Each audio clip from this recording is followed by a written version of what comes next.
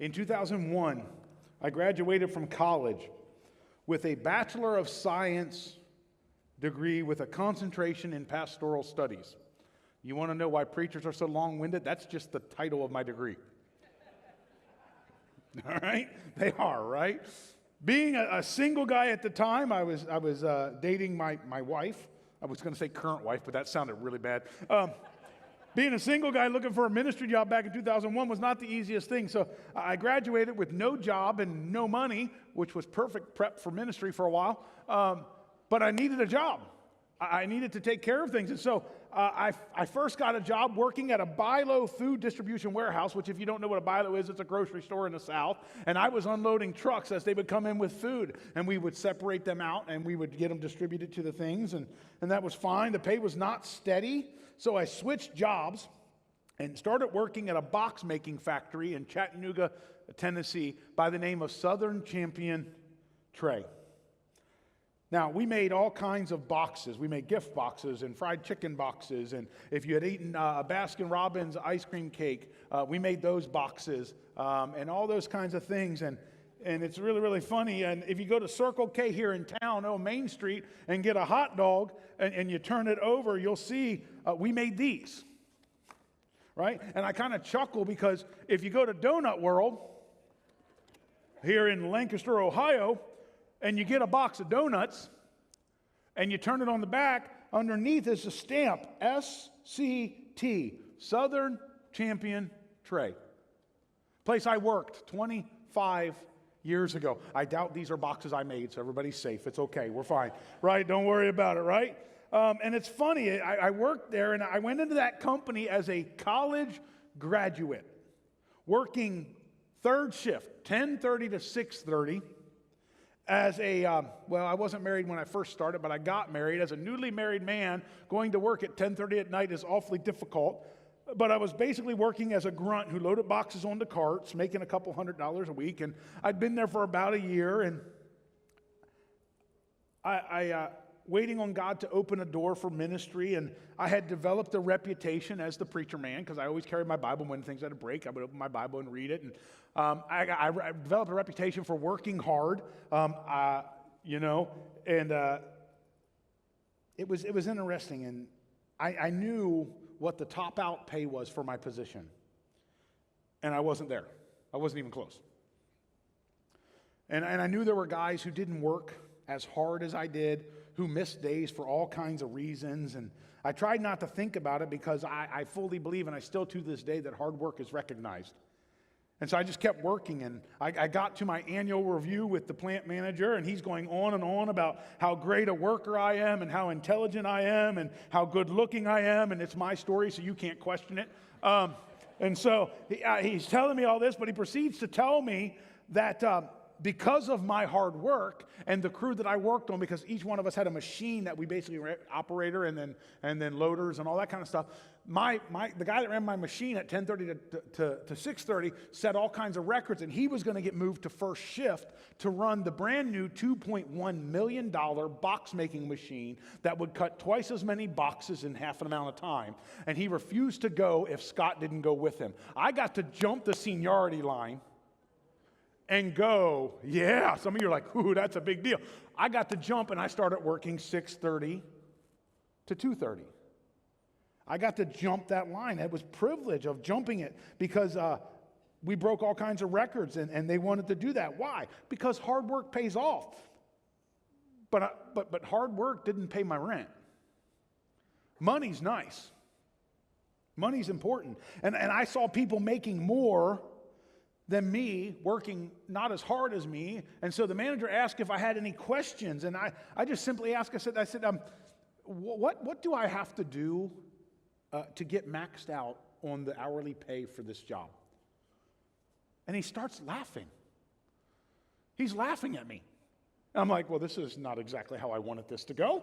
And he starts laughing. I just stood there, and he goes, are you telling me that you've been working here for a year and you're not yet at the top of the pay scale? I said, well, yeah. He goes, why didn't you say something? I said, it's not me. He goes, well, congratulations, you're now at the top of the pay scale. Now, I say all that because that situation could have went very differently if I had gotten bitter and jealous and angry of all the people making more money than me, working not as hard. If I looked at the other people getting paid the same or more than me and didn't think it was fair, which ties into our parable for today. If you've got your Bible, you got your device, join me in Matthew 20. And if you don't have a Bible, I think we've got one left out there and we'll order more. We'd love to give you a Bible. We'll just stop out at the desk, let them know you don't have a Bible, and we will give you one so that you can have it. If you've read this in context of the Gospel of Matthew, basically what you're going to see is that this parable is coming right off the encounter that Jesus has with the rich man who was told by Jesus, well, go and sell everything you have and then come and follow me.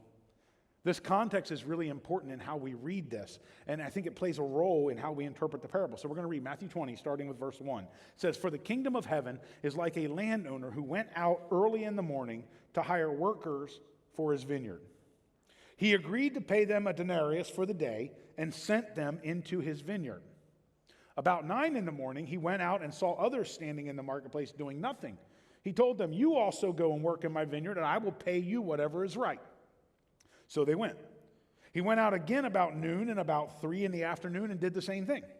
About 5 in the afternoon, he went out and found still others standing around. He asked them, 'Why have you been standing here all day doing nothing?' 'Because no one has hired us,' they answered. He said to them, 'You also go and work in my vineyard.'" Now, let's just pause right there in the story. This was a pretty standard situation in biblical times. Day laborers would go into the market area, and landowners, well, typically their foremen or somebody, would go into that area and hire workers for the day. It wasn't like today where we had full-time jobs and things like that. And we have a chronological timeline in this story. The master goes out early in the morning. In other translations, it says at dawn, which most people kind of agree, like 6 a.m. He goes out at 6 a.m. and he agrees with the workers that are there, "Hey, I'm going to pay you a denarii for the day." Now, a denarii was the standard, typical day's wages. Okay, so this was fair pay. He said, "I'm going to pay you a denarii." They go, "Cool." And this is a key fact to remember. They all agreed to that payment. I want you to keep that in the back of your head when we read this story. That is a huge part of the lesson here. So he hires them at 6 a.m. and they go out to the field and he's going to pay them a denarius for the day. He then goes out again at 9, 3 hours later, and hires more workers. But the difference and important detail is he says, "Hey, listen, I'm going to hire you. You go out into the field and then I'm going to pay you whatever's right." No number. He does this again at noon and at 3. So now there are 4 sets of workers. The first one knows their pay, and the other groups just kind of expect what is right. Can we just stop here and talk for a second? I doubt the workers that went out at 9, at noon, and at 3 would expect to get paid a full day's wages. That wouldn't make it right. That wouldn't be fair. They did not expect that, I would have to believe. They wouldn't expect that, "Hey, I worked for 3 hours, you're going to give me a full day's pay." He goes back out at 5 and he finds more guys and asks, "Why are you still standing here?" And they go, "Well, nobody hired us." He goes, "Hey, go to my vineyard and work." And they go. So now there are 5 groups of workers who were hired on that same day, but at different times. Only one group actually knows what they're going to get paid. Okay, I want to make sure we establish this. As I was studying this, I had this amazing set of thoughts go through my mind. Okay. First, how crazy is it to work without knowing your pay? Like, we live in a car. Could you imagine? Like, if you went to work and the boss goes, "I'll pay you at the end of the week." What? "Oh, I'll do what's right." Okay. Yeah. You're putting a whole lot of trust in the owner of the vineyard. Then I thought, wow, that is an incredibly American self-centered thought to have because Jesus is telling the parable. The owner agreed to a fair wage, and I should probably be okay with that. And I kind of had to check my soul to not buy into this idea that floats around that we should be fighting for what's best for us. But then I had this other thought. How many workers did this guy need? How big is that vineyard? Why didn't he hire them all at once? Maybe they weren't all there and ready to work at the same time. And it made me realize something. Jesus started this parable with the kingdom of heaven is like. So we know he's talking about heaven. And then he talks about hiring laborers. And here's what clicked for me. You ready? God has plenty of work in his fields for anybody who wants to work.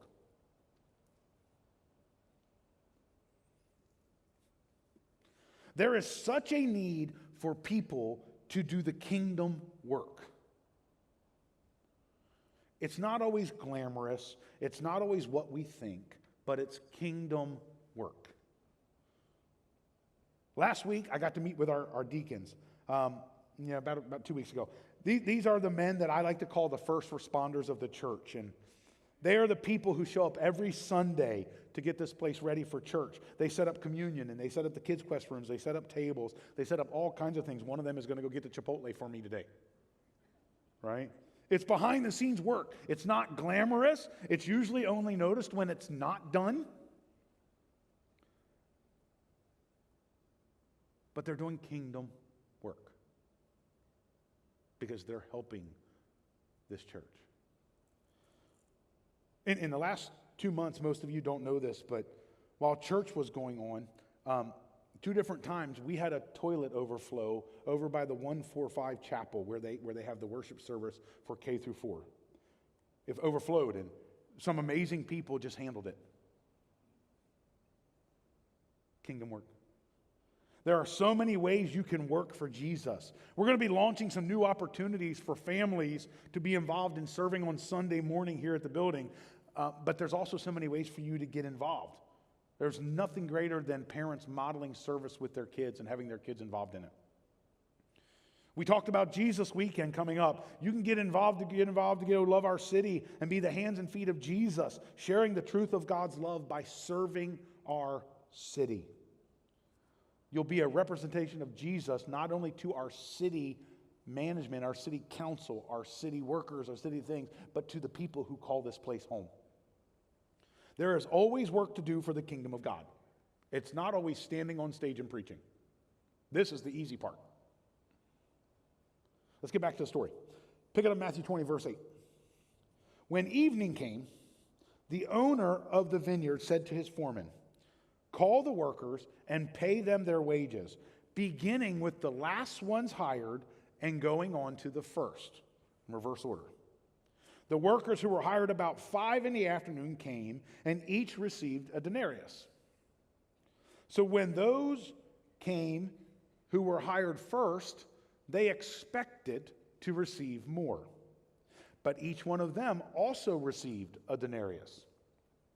When they received it, they began to grumble against the landowner. "These who were hired last worked only 1 hour," they said, "and you have made them equal to us who have borne the burden of the work and the heat of the day." But he answered one of them, "I am not being unfair to you, friend. Didn't you agree to work for a denarius? Take your pay and go. I want to give the one who was hired last the same as I gave you. Don't I have the right to do what I want with my own money? Or are you envious because I am generous? So the last will be first, and the first will be last." Now, this is where the story really begins to teach a big lesson. We know God is always on look for people to work in his kingdom. If you understand biblical culture at the time, you might realize that the owner of the vineyard is not typically the one who goes out and does the hiring. The foreman would do that. This must have been a really, really special harvest for the owner to do that. Of course, it's Jesus sharing the story, and so the message about the harvest would absolutely make sense. We get to the end of the day, and the owner tells the foreman, "Hey, bring the guys in and pay them," but gives very specific instructions to the foreman. He says, "I want you to pay them in reverse. The guys that have been here for an hour, pay them first. Then the guys who've been here 4 hours, then 7, then 10, then the guys who've been here all day." Bring the guys in that I brought in an hour ago, pay them. Okay, this is critical to the story. The foreman gives the first group a denarii for their work. Okay, stop, wait a minute. The only group that agreed to a denarius for the day's work is the group that came at the beginning of the day. But right now, at the start of the payday, the group that was there for an hour gets a denarius for their work. This is where we see Jesus reveal how much he understands humanity. Okay? All the workers gather around.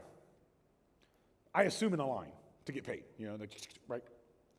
The ones who worked all day are in the back, sweaty, tired, covered in dirt, and as they are watching the line, and the guys who were there for 1 hour get a full denarius, which is what the guys at the end of the line agreed to. So what do you think happens in their mind? Well, wait a minute. Hold on a second, right? This is going to be awesome. If the owner is paying them for 1 hour of work, what he agreed to pay us, and they only worked for like an hour, man, means he's got to give us more than we agreed to. He's got to do us better. This is human nature. We start measuring ourselves. Pastors do this. We just do it more religiously. When we get together, how many souls were in your building this Sunday? How was your attendance? How many people did you baptize? How's your budget? What's your growth rate? You do it too at your job. I know I deserve that promotion because I worked harder than those people. I'm better than them. This is what I fight. Right, as a pastor. That's why it's one of the reasons I stand up here and tell you that I am a sinful, broken person. I'm not the best preacher. I'm not the best pastor. I'm not sure I ever will be qualified to lead in the position that I have been put in. Some of you know more about the Bible than I ever will. Okay? And I'm not saying that because I want people to come up to me afterwards and give me an attaboy and a pat on the back. Don't. It's a real thing. We have to fight that human nature. We view things through a very self-centered ideology. This is the danger. Jealousy and ego cause us to view fair from a selfish perspective. I want you to go back to the story. The men who worked all day are watching the people who didn't work all day get what they agreed to. And based on the way they complained and grumbled, we know that they expected that since the guy who worked 1 hour got a denarius, then they who worked 12 should get 12. They should get way more. That's the human thought process. And when they got to the front, what happened? They got a denarius. And they were mad. And they complained. Why? Because they had a selfish perspective. They thought they had been wronged, even though they agreed to the pay they received. You ever been in a situation that you agreed to, but then circumstances around you made you change your stance on what you already agreed to? I'm not talking about marriage. Maybe your ego got in the way and you didn't stop to realize that God put you in that position to succeed. Maybe you got jealous at work that someone who you think doesn't work as hard as you gets the same benefits you did. And here's the really, really hard part. That's actually logical. It's almost fair. We have been told our whole life that if you work hard, you will be rewarded. I do this to my kids all the time. Dad, it's just not fair. Son, I don't know how it's fair that you get to live in the same house I do, but I'm the one that pays the mortgage. Well, son, you turned 18. That just means legally I can kick you out. That'll shut up a conversation real quick. It's human logic. We go, that's not fair.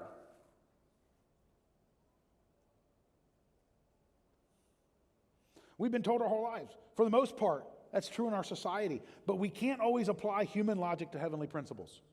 I get it. Listen, I can look at other pastors. I can look at other fathers that I think are lazy and think I worked harder. I did more. I can look at a marriage outside of mine and think, I am such a better husband than that guy is, and I love my wife like Christ loved the church so much better, but I don't get the results they get. It's not fair. I deserve more. I should be in a better position. And we want to use an earthly scale to measure heavenly gain. Can I tell you, and I know this is kind of outside the story right now, but the principle applies. Let me say it really, really gently. My position in the kingdom only matters when I'm not kneeling before the cross.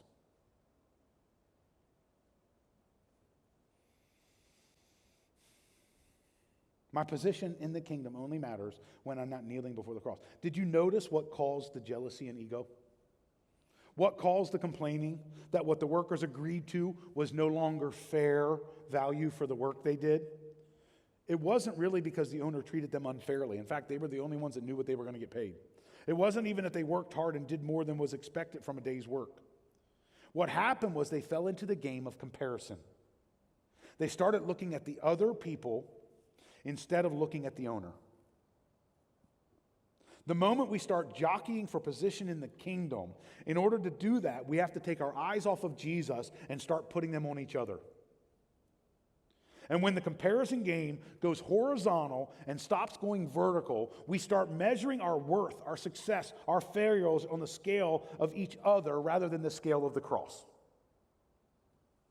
It's getting real quiet in here. And in order to see the comparison, I have to stop kneeling at the cross, and I've got to stand up and I've got to look around. And the moment I do that, because of my human, self-centered nature, I am going to very often find that either I over-exaggerate my success or I undervalue my reward.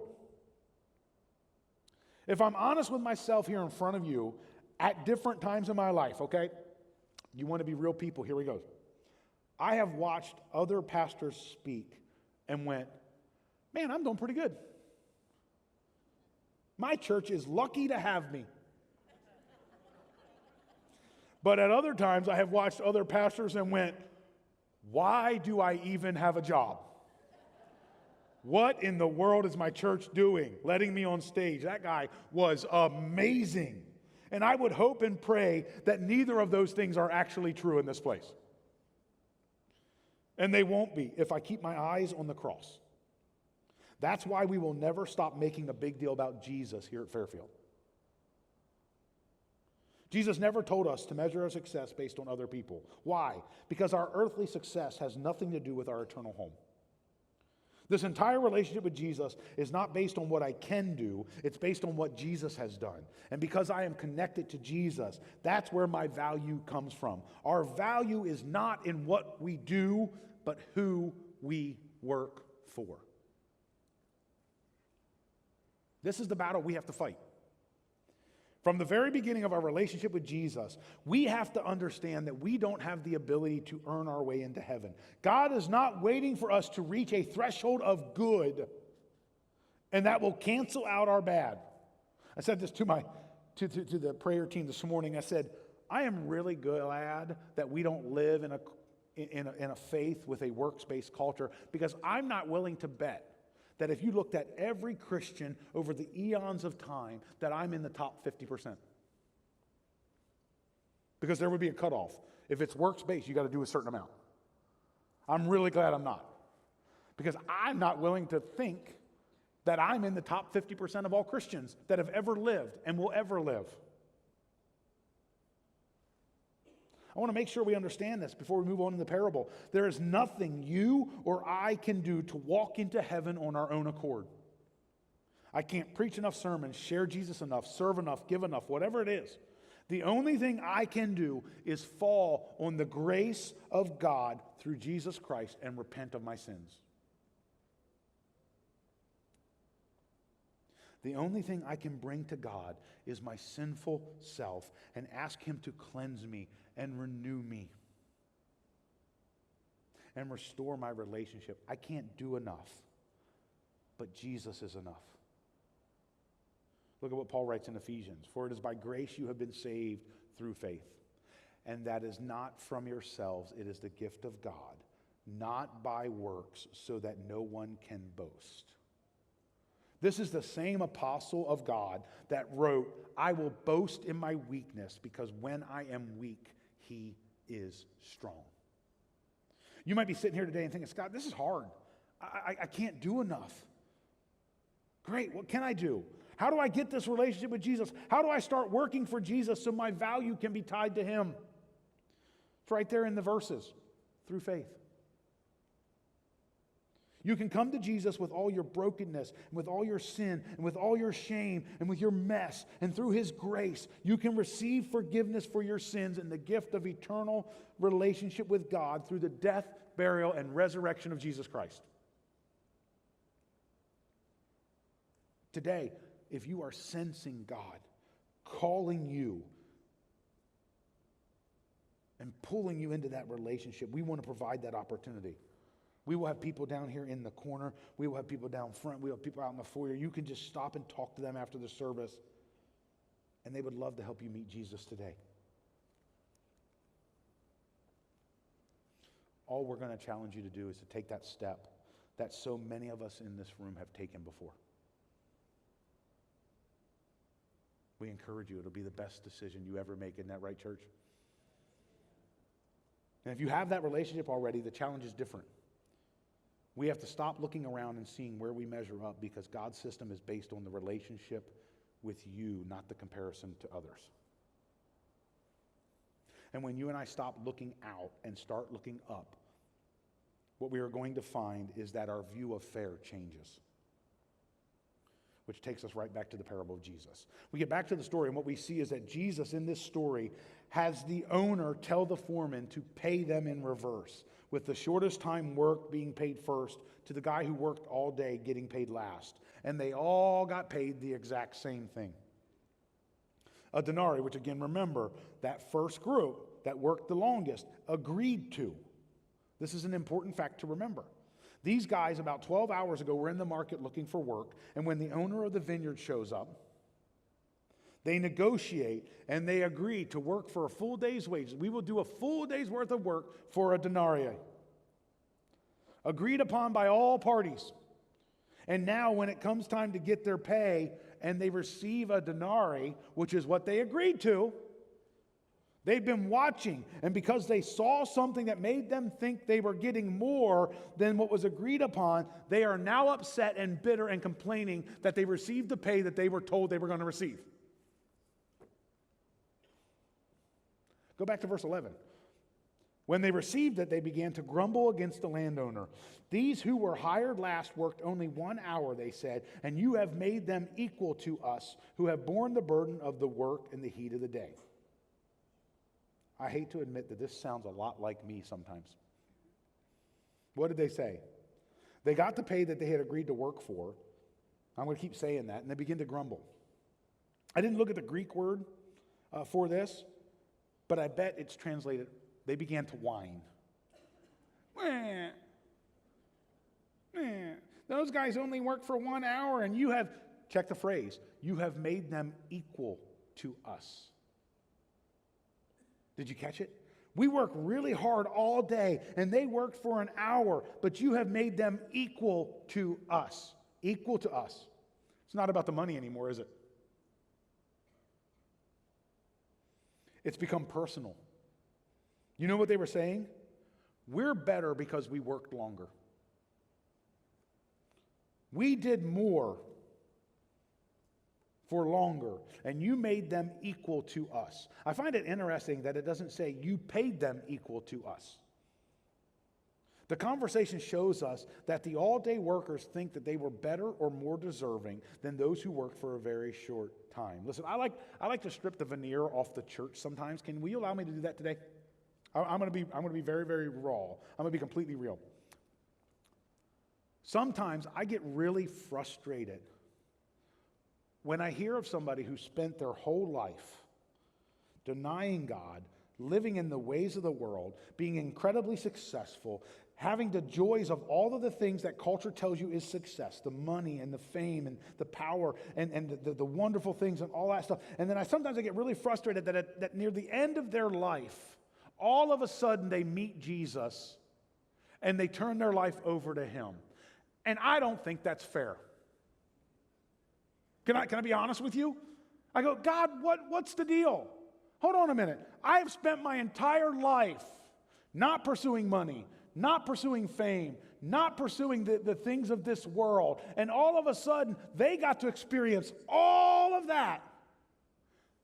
And then they meet you. So they get heaven too? God, that's not fair. I don't think I'm the only one who thinks that. They didn't sacrifice like I did.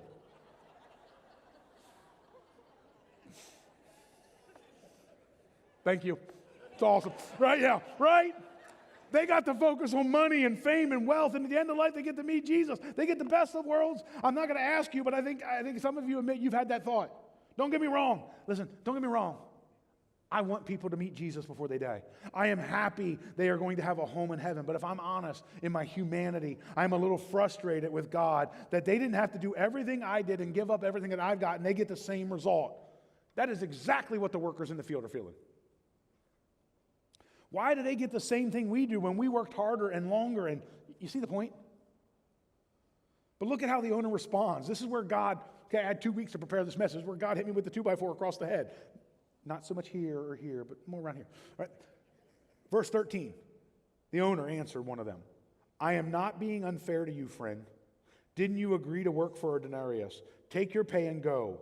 I want to give the one who was hired last the same as I gave you. Don't I have the right to do with what I want with my own money? Or are you envious because I am generous? So the last will be first and the first will be last. The owner stops them in their tracks. He goes, whoa, hold up. Let's back the truck up for a second.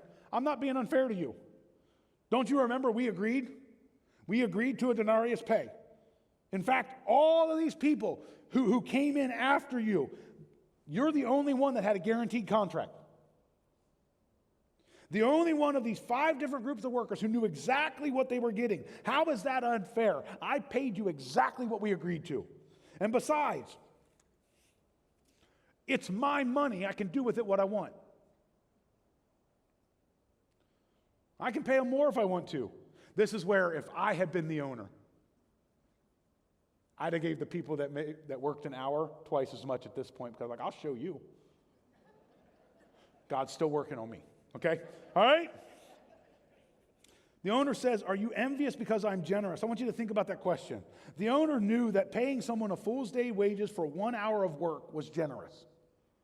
That question, are you envious because I am so generous, is actually a translation of a Greek idiom, which the literal translation is your eye evil because I am good?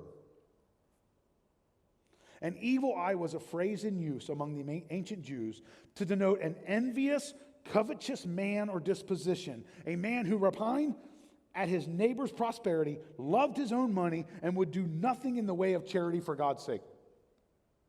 The owner was basically challenging the workers. It's my money, it's my way. I'm not being unfair to you since we agreed on the pay and I paid it. How often have I gone to God frustrated because I deserve better, or God, that's not fair? Here's the reality.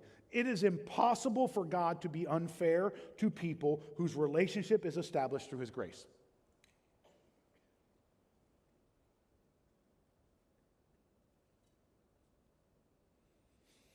I can come to God and I can complain all I want. But God is just going to remind me of something I often forget. The only reason I get to come to God and complain is because of the grace of God through Jesus Christ. If I come to God and say, God, don't I deserve better than this? Should God reply, do you really want me to give you what you deserve? And that should shut me up real quick. Look, God may not reward people as we expect him to, but that's God's right. because that's the essence of his grace. God gets to and has the right to reward and bless man according to his will and his pleasure, not based solely on what man deserves. We like the rule of law. You get what you deserve until it comes time for us to get what we deserve. I will say it for us. I do not want God to treat me the way I deserve. I don't even want God to treat me the way I treat him. I want to live according to and under God's grace, because grace is God's dealing with us according to who he is, not according to who I am. I want God dealing with me according to who he is, the only being in the universe that can view things rightly and justly and fairly. The only one who never has a bias that slopes one way or another is God. You go through the entirety of the Bible and you read things like, God is love. God is not loving. God is love. God is not justice. God is just. I want God to deal with me according to who he is, not according to who I am. When I live under the grace of God, I get to experience the grace of Jesus. Grace should be especially manifested in our services. It is of grace, not works. All of our service is already due to God.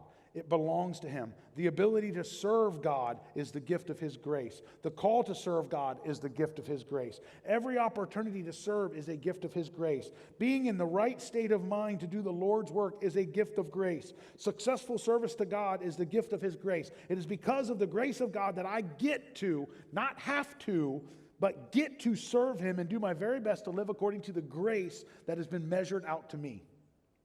Now, Jesus ends this parable with a phrase we recognize. The last will be first, and the first will be last. And I think we might have misunderstood this. And I've been chewing on this for 2 weeks as I prepped. And I have an illustration to show, okay? Let me see if I can break this out. Okay. We have this idea.